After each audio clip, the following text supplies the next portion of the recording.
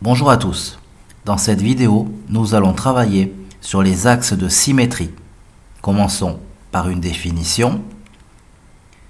Lorsque le symétrique d'une figure par rapport à une droite est la figure elle-même, on dit que cette droite est l'axe de symétrie de cette figure. Faisons un exemple. Nous avons ici la droite verticale qui représente un axe de symétrie. En effet, par pliage, nous obtenons bien la même figure. Continuons avec une propriété. La médiatrice d'un segment est l'axe de symétrie de ce segment. Faisons un exemple. Donc voici le segment AB.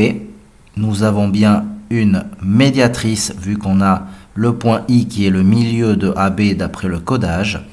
Nous avons aussi un angle droit, on a bien une médiatrice, et si on plie par rapport à la médiatrice, les points A et B se superposent, nous avons bien un axe de symétrie.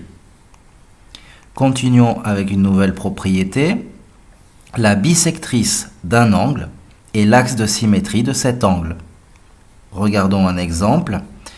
Nous avons ici l'angle AOB, qui est coupé par la demi-droite OC.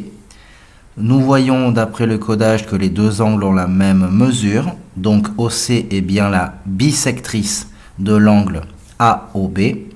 Et si on plie par rapport à la droite ou demi-droite OC, les deux figures se superposent, on a bien un axe de symétrie.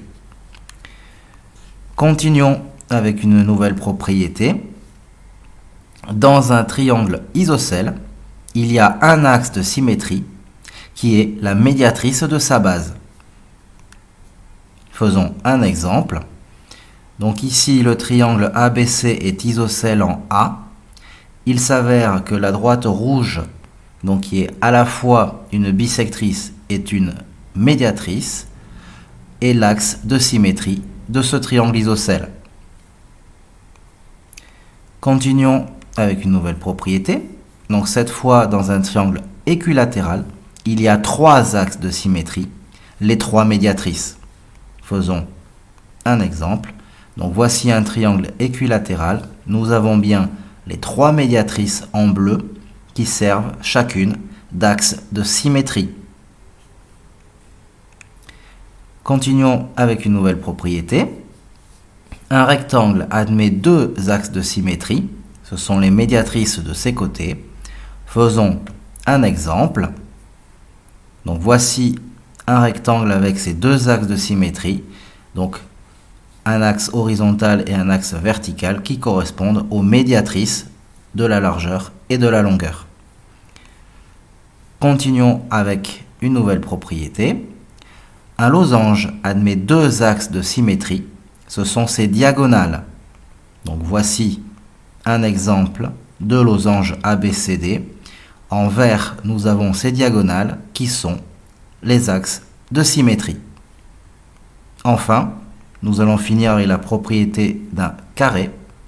Un carré admet quatre axes de symétrie, les diagonales et les médiatrices de ses côtés.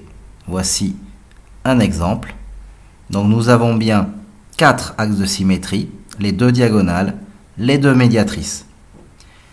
Voilà, cette vidéo sur les axes de symétrie est terminée.